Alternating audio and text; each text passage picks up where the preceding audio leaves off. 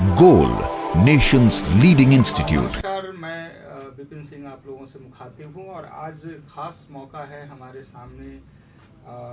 हमारे एक स्टूडेंट बैठे हैं, प्रज्ञान समैयार।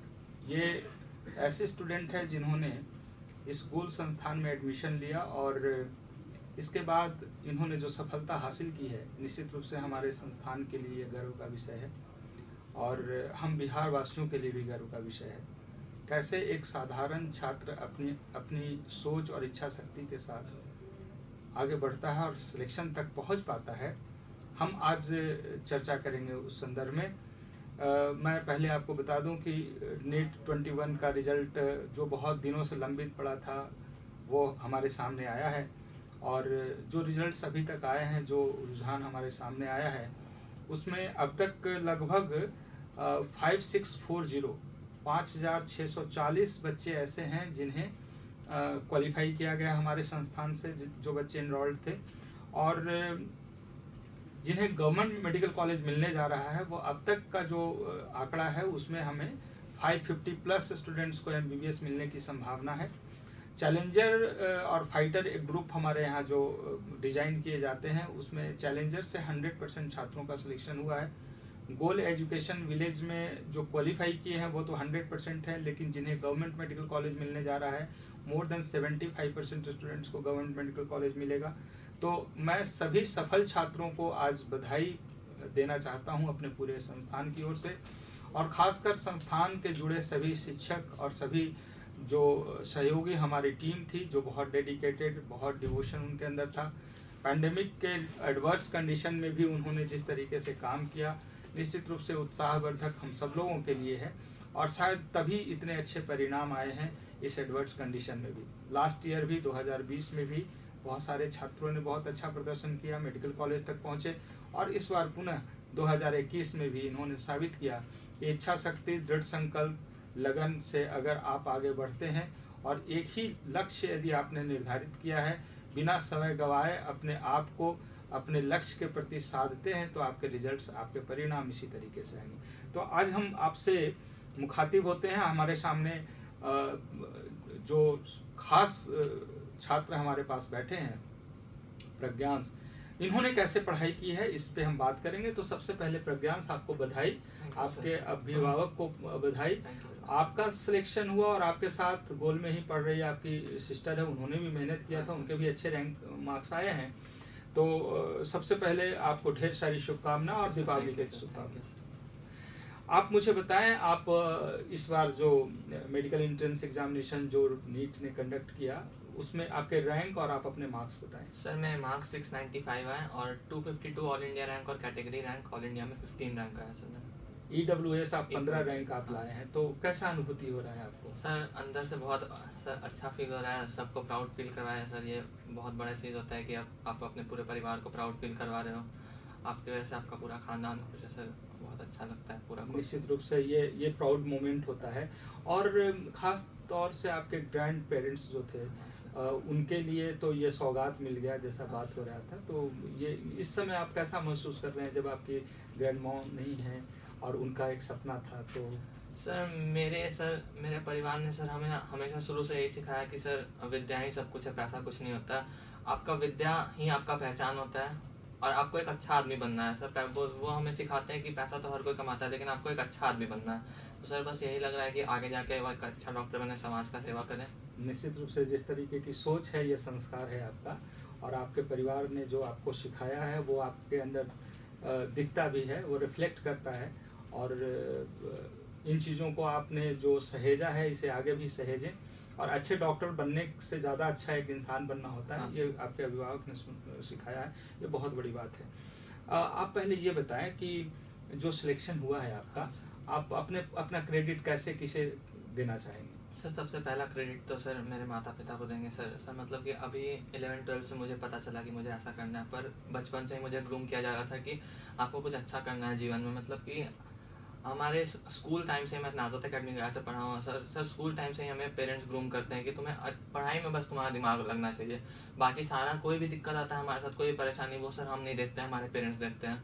हमें कोई भी परेशानी से सामना नहीं करना होता है सर। उसके बाद सर बहुत बड़ा क्रेडिट है सर गोल इंस्टीट्यूट को, सर पूरी फैमिली को, गोल इंस्टीट्यूट के सारे टीचर्स को सर, सारे एडमिनिस्ट्रेशन को सर, आपको, आनंद सर को, रंजय सर को सर, और हमारे टीचर्स सर बहुत ज़्यादा मदद किया सर मेरा टीचर्स ने, मतलब कि उनके ऐसा टीचर्स सर मतलब कि बहुत ही सौभाग्य किसी के पास हो तब मिलेगा सर, ऐसे टीचर्स मिलेंगे। और निश्चित रूप से ये सौभाग्य हम सब लोगों के लिए है कि आप जैसे संस्कारी छात्र भी हमें मिलते हैं जो इतने आदर और भाव के साथ हमारी बातों को आप स्वीकारते हैं और उस रास्ते आप एकाग्र होकर अपने एकात्म पराक्रम के साथ ये जो हासिल किया है, निश्चित रूप से आपकी मेहनत है, आपने मेहनत किया है, आपके अभिभावकों का साथ मिला है। आप सौभाग्यशाली हैं कि आपके इतने अच्छे अभिभावक हैं। पेरेंट्स तो बहुतों के अच्छे होते हैं, लेकिन सबका सिलेक्शन इस लेवल पे नहीं आता है, तो बहुत बड़ा क्रेडिट आपको जाता है कि आपने अपने पेरेंट्स के सम्मान को बढ़ाया है, हम सब लोगों को गौरवान्वित किया है। तो और हम उम्मीद भी करेंगे इसी तरीके से आप जीवन में ऊंचाइयों को प्राप्त करें, शिखर पे स्थापित हो और आपको देखकर हम लोग प्रसन्न होते रहें। और ये इंस्पिरेशन है दूसरे छात्रों के लिए। लेकिन इससे पहले मैं ये बताऊं कि पूछूं आपसे कि गोल संस्थान के बारे में आप कब, कैसे, किस तरीके से जाने? सर मुझे सर एक ट्यूटर पढ़ाते थे सर, वो उनका नाम था सौरभ सर, वो बहुत अच्छे टीचर थे सर। उनका भी नहीं हुआ था सिलेक्शन, वो कोटा गए थे सर। उनकी बहन, उनका सिलेक्शन नहीं हो पाया। वो उनकी बहन यहीं से सर गोल इंस्टीट्यूट से पढ़ी सर, वो धनबाद में रहते थे, यहाँ पे गोल में कोचिंग किया उन्होंने, तो उनकी बहन का हो गया सर। तो मेरे पापा ने बोला कि दुनिया जहाँ कहीं नहीं घूमना है, आप पटना से ही आप अपने कोचिंग में जाकर देखो सर। उस साल एक भैया का 32 रैंक आया था सर। हम फिर स्टेशन में आए थे तो बोले कि अगर भैया कर सकते हो तुम क्यों नहीं कर सकते हो, और ऐसा क्या हो जाता है तुम कहीं के चल जाते हो। तो वहाँ पे कुछ पापा बोलते हैं कि कहीं पे भी सक्सेसफुल से ज़्यादा अनसक्सेसफुल लोग रहता है, आपको सक्सेसफुल में आने के लिए आपको सोचना है। और गोल का इतना अच्छा हिस्ट्री है सर। फिर हमारे सभी लोगों से बात किया सर, तो बाकी टीचर्स ने बोला कि गोल ही में जाओ, पटना मेडिकल गोल में जाओ, तो इसी से पता चला। मतलब ये बहुत बड़ी बात आपने बताया कि डिसीजन बहुत इम्पोर्टेंट होता है जब लेना होता है। मतलब हम भीड़ के हिस्सा ना बने, हमें अपने पे विश्वास करना है। और हकीकत तो भी यही है, प्रज्ञांश की सिलेक्शन तो सेल्फ स्टडी का होता है, वो तो संस्थान का नहीं होता है। और आपने सेल्फ स्टडी किया है, हम सिर्फ मार्गदर्शित कर सकते हैं और मार्गदर्शन हमने आपको दिया और आपने उन चीज़ों को समझा। और बहुत पहले आपके पेरेंट्स ने भी समझ लिया कि रिजल्ट किसी संस्थान में नहीं, रिजल्ट स्टूडेंट में होता है। तो स्टूडेंट जहाँ से भी पढ़ाई करेंगे रिजल्ट होगा, सिर्फ मार्गदर्शक अच्छा होना चाहिए, सही व्यवस्था मिलनी चाहिए। तो ये व्यवस्था जो गोल से आपने उम्मीद किया था, और कितनी अच्छी व्यवस्था मिल पाई या क्या कमी रह गई? सर बहुत अच्छी व्यवस्था मिली सर, ऐसी कोई कमी नहीं रही सर। हमारे टीचर्स तो सर रात दिन सपोर्ट करते थे सर। और फिर कुछ एडमिनिस्ट्रेशन से दिक्कत, फीस के लिए कोई दिक्कत, तो सर आ जाओ ऑफिस में, यहाँ पे आपका काम हो जाता था। तो सर बहुत ही अच्छी सर। और जो मॉड्यूल है सर, उसमें जो प्रीवियस ईयर क्वेश्चन है, आपको ज़्यादा कुछ करना ही नहीं, बस एग्जाम के पहले सारा प्रीवियस ईयर लगा लो, उसी से मतलब कि टेस्ट ही इतना होता है कि एक टेस्ट वाला जो गलत हो सर, मैंने पहले वो आपने सर वो शॉर्ट नोट्स सर मैंने बनाया नहीं था सर, मैं टेंशन में था सर, आपके साथ वहाँ मिला था नीचे ऑफिस में, तो आपने बोला कि बस जो टेस्ट में गलत हो रहा है बस उसको लिख लो सर। मैंने उसी को सारे को एक कॉपी में लिख लिया और एग्जाम के पहले 10-12 बार उसको पढ़ लिया, पढ़ने में तो कुछ जाता नहीं है सर। तो और ज़्यादातर तुम्हारे डाउट्स वाले जितने क्वेश्चन थे सब उससे कवर हो गए। तो ये आपको हेल्प किया, वो तरीका आपके लिए मतलब हेल्प किया। चलिए बहुत अच्छी बात है। इसके बाद मैं आपसे पूछना चाहूँगा, जो टेस्ट आपने दिए थे उसकी प्लानिंग आप कैसे करते थे? सर टेस्ट की सर, क्योंकि सर 11th से ही सर मैं गोल के साथ जुड़ा हुआ था, सारे टेस्ट देते, तो मेरा टेस्ट देते 12th में एसेंट के बाद इतना स्पीड हो गया था सर कि 1.5 घंटा में पूरा पेपर अटेम्प्ट कर लेता था। इतना टेस्ट ही देता था कि कुछ लगता ही नहीं था। वैसे कि पहले फियर फैक्टर होता है सर कि टेस्ट है, और फिर डेली टेस्ट का क्या, फिर डर किस बात का, डेली तो टेस्ट ही देते हैं। मतलब ये मानते हैं कि टेस्ट ज्यादा देने से एक फियर फैक्टर तो सर डेफिनेटली कम होता है और वो कम होता है तो सिलेक्शन के लिए प्रोबेबिलिटी बहुत बढ़ जाती है सर। बहुत सही। कभी ऐसा नहीं हुआ कि टेस्ट में कम मार्क्स आए, रॉन्ग ज्यादा हुए, तो फिर वो तनाव आया हो? सर एक बार हुआ था सर, डीपीपी था सर, पहला डीपीपी सर, उसी के बाद आपसे बात किया सर। ऐसे तो टॉप 10 ही में सर, टॉप 5 ही में रहता था, उसमें कहीं 60-70 में रैंक खिसक के चला गया सर। तो फिर आपने भी समझाया सर, हमने खुद से सर सोचा कि ये बहुत बड़ा चीज़ नहीं है, एक आध टेस्ट में तो ऊपर नीचे रैंक होना ही है, ये कौन सा बड़ा चीज़ है। और ये तो सीखने के लिए टेस्ट में उतार चढ़ाव से अपने पढ़ाई को प्रभावित नहीं करना है, बल्कि एक दृष्टि बनाकर एक रास्ते आपने। और एक चीज और सोचे थे कि जो टेस्ट खराब गया सर, वो मेरे लिए और अच्छा टेस्ट हो गया, क्योंकि उससे हम ज्यादा गलत चीज सीखे। जो मेरा ज्यादा नंबर आया उसमें तो हम कम चीज सीखे, लेकिन जिसमें गलत हुआ ज्यादा उससे हम ज्यादा चीज सीखे, तो नीट में तो फाइनल वही है। अच्छा प्रज्ञान से एक बात जो मैं पूछना चाहता हूँ, जैसे मुझे जो जानकारी आपके बारे में और जो बातें आपसे हुई थी कि आपके पेरेंट्स सभी कोविड से ग्रसित हो गए थे, सभी प्रभावित हो गए थे, सभी लोग पॉजिटिव हो गए थे और बड़ा वो एडवर्स सिचुएशन था। सभी लोगों में एक डर था, एक माहौल ऐसा बना हुआ था कि लोगों को लग रहा था कि अब आगे क्या होगा, हमारा जीवन का क्या होगा। और इस बीच में आप पढ़ाई भी करते रहे। क्या अनुभव आपके पास है, थोड़ा जानना चाहेंगे उसके बारे में। सर हमारा घर जो है सर वो छोटा घर है सर, उतना बड़ा हम लोग कुछ सर है नहीं, उतने बड़े आदमी हम लोग सर है नहीं, हमारा छोटा सा घर है सर। तो उसमें सब कोई अच्छे से रहते हैं। तो हमारा 4 रूम है मतलब कि, और हम लोग का फैमिली है मतलब टोटल 6 रूम है और बड़ा फैमिली है सर। तो सब कोई कोविड से ग्रसित। और पढ़ाई का तो सबको बोल दिया कि कोविड है, चाहे जो है पढ़ना है तो पढ़ना है। मेरे दादू बहुत सीरियस भी हो गए, उनको रात दिन ऑक्सीजन, मतलब कोविड खत्म होने के बाद 2 महीने तक ऑक्सीजन पे थे वो सर। तो फिर तब भी एक भी मतलब कि मैंने सोच के रखा था कि ये कोविड तो आएगा जाएगा, अब जो होना है हो गया, सबको होना है, हम तो कुछ कर नहीं सकते, हम तो डॉक्टर है नहीं और मेरा कुछ काम है नहीं यहाँ पे, हम ना खाना बना के दे सकते ना हम कुछ कर सकते, जबकि हम उस समय कर सकते। लेकिन मेरे घर वाले ने बोला कि नहीं, ये सब कोई काम नहीं करने की ज़रूरत है, बस पढ़ाई पे ध्यान दो। और उस समय एक रूम में सर हम रहते थे और उसी रूम में सर सुबह से शाम तक बस अपना जो शेड्यूल था उस समय पढ़ने का सर, जैसे कि मेरा शेड्यूल जो पर्सनली बताएं तो सर जब क्लास चलता था ना तो सर 10 बजे सुबह में सर थोड़ा लेट से रात में सोते थे, इसलिए 10 बजे सुबह में उठे, 11 बजे पढ़ने बैठ गए सर, 1 बजे उठे और फिर 1 घंटा अपना नहाना जो भी काम हुआ, 2 बजे कोचिंग से, घर दूर था तो कोचिंग आने में समय लगता था, 2 बजे घर से निकले, फिर रात में वही 9 साढ़े 9 तक कोचिंग से घर पहुंचे। सर एक चीज़ था, हम आधा घंटा ही बैठते थे, घर जाके बस आधा घंटा रेस्ट करते, 10 बजे से फिर पढ़ने बैठ गए और 10 से 2 ढाई 3 जो भी 3 बजे तक लगभग पढ़ते थे। और कोविड के समय भी सर ऑनलाइन क्लास तो उसी समय पे हो रहा था, तो हम उसी शेड्यूल को मेंटेन किए। तो ये बहुत बड़ा मैसेज है प्रज्ञान आपके साइड से कि अगर आप एडवर्स सिचुएशन से भी जूझ रहे हैं और आपके साथ बहुत परेशानियां भी हैं, लेकिन एकाग्र हैं, आप एक रास्ते चलना चाहते हैं तो यहाँ तक पहुँचा जा सकता है, इतने अच्छे रैंक स्कोर किए जा सकते हैं। आपने लगातार जो शिकायत होती है बच्चों की कि पढ़ाई करते हैं, हम ट्यूशन कोचिंग करते हैं, उसके बाद मुझे सेल्फ स्टडी का टाइम नहीं मिलता है, आपने 10 बजे से 2 बजे तक पढ़ाई आपने लगातार किया और बरसों तक किया, मतलब दोनों साल आपने किया और उसी का परिणाम इतना अच्छा आया है। तो मुझे लगता है कि ये बाकी छात्रों को भी समझना होगा कि अगर आप कंसिस्टेंट अपने स्टडी को करते हैं और जो परेशानी, तनाव और दबाव या किसी तरीके की परिस्थितियां आपके सामने आती है उससे जूझकर अगर आप बढ़ने की कोशिश करते हैं तो आप प्रज्ञान के जैसे एक बहुत अच्छे रैंक लाकर दिल्ली एम्स तक पहुंचने की जुनून जज्बा जो आप संभाले हैं वो आपका पूरा हो सकता है। हम उम्मीद करते हैं कि प्रज्ञान को जो मार्क्स मिला है इस मार्क्स में दिल्ली एम्स तक ये पहुंचेंगे। लास्ट ईयर भी 2 स्टूडेंट दिल्ली एम्स पहुंचे थे, ये सौभाग्य हम सब लोगों के लिए है। लेकिन देखिए, किसी भी छात्र को वहां पहुंचने के लिए, वहां तक पहुंचने के लिए जरूरी होता है पहले उनके आत्मविश्वास कैसा है। तो हम जो समझ पा रहे हैं और यही मैं इस इंटरव्यू के माध्यम से आप तक पहुंचाना चाहता हूं कि कोई भी स्टूडेंट प्रज्ञान बन सकता है, लेकिन इनके जैसे वो त्याग, तपस्या और उस तरीके से जुनून के साथ आगे बढ़ने की क्षमता होनी चाहिए, सोच होनी चाहिए। निश्चित रूप से इसके बाद आप भी वहां तक पहुंचेंगे।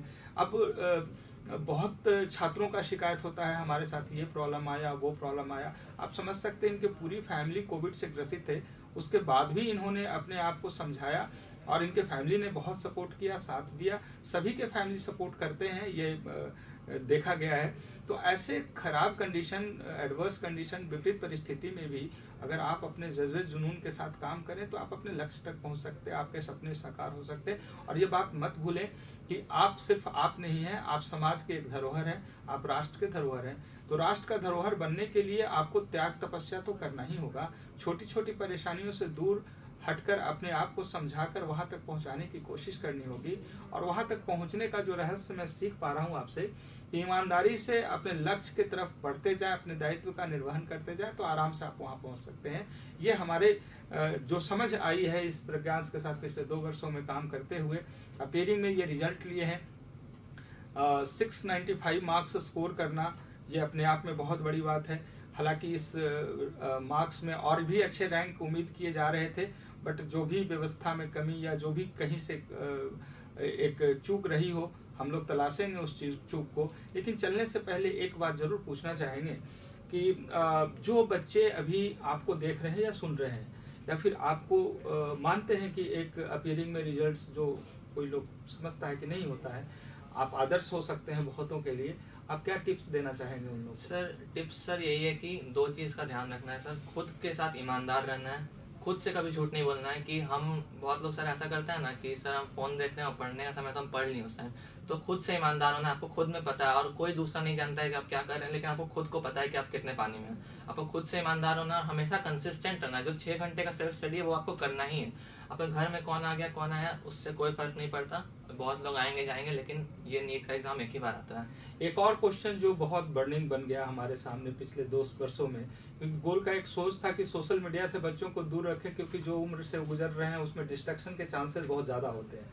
तो हमारे यहाँ बहुत स्ट्रिक्ट पॉलिसी है गोल एजुकेशन विलेज में भी और यहाँ भी कि हम उन्हें मोबाइल से दूर रखते हैं और डिस्ट्रैक्शन से दूर रखने की कोशिश करते हैं। इस पैंडेमिक में तो वही रास्ता बच गया था और वही व्यवस्था भी थी हमारे पास जिसके माध्यम से हम पढ़ सकते थे, सॉल्यूशन और डाउट्स वगैरह सारी पढ़ाई सब उसी से हो रहा था।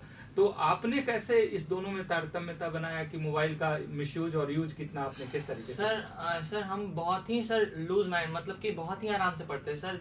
बाकी 2 साल में सर सोशल मीडिया का ऐसा नहीं है कि बिल्कुल उपयोग नहीं किया है सर, लेकिन वो लिमिट में किया है। किसी से फालतू चैट ये सब कुछ नहीं सर, कि हम किसी से फालतू में 2 घंटा बात कर रहे हैं, ये सब हमको कोई मतलब ही नहीं लगता था सर। सोशल मीडिया तो अभी भी यूज़ करते हैं सर, बहुत पहले ही से यूज़ करते हैं सर, लेकिन हमेशा खुद के अंदर डिसिप्लिन है कि ये पढ़ाई के समय में ये चीज़ बीच में नहीं आना चाहिए। बहुत सही है। बाकी समय में कुछ भी कर, लेकिन पढ़ाई के समय में ये चीज़ नहीं आना चाहिए। और डिस्ट्रैक्शन का जो पार्ट होता है सोशल मीडिया का, उससे बचने के लिए अपने आप को समझाना और अपने आप को डिसिप्लिन में खुद रखना, से ईमानदारी बस, ईमानदार रहना और झूठ अपने से नहीं बोलना, बोलना सर। किसी को दिखाना नहीं कि मैं पढ़ाई कर रहा हूँ और कुछ और कर रहे हाँ हैं। सर। तो सोशल मीडिया ऐसे डिस्ट्रैक्शन का बहुत बड़ा कारण बन जाता है आम बच्चों के लिए। आपके जैसे सभी डेडिकेटेड बच्चे अगर ऐसे सोच लें तो निश्चित रूप से आप जैसे रैंक भी लाएंगे। तो ये बड़ा स्पष्ट था इनका कहना कि सोशल मीडिया का आज बदले हुए परिवेश में हम इस्तेमाल तो करेंगे, लेकिन उसका यूज करेंगे, मिसयूज ना करेंगे। और इसके लिए खुद से ईमानदार अपने लिए होना है, क्योंकि भविष्य आपका अपना बनाना है, आपको तय करना है।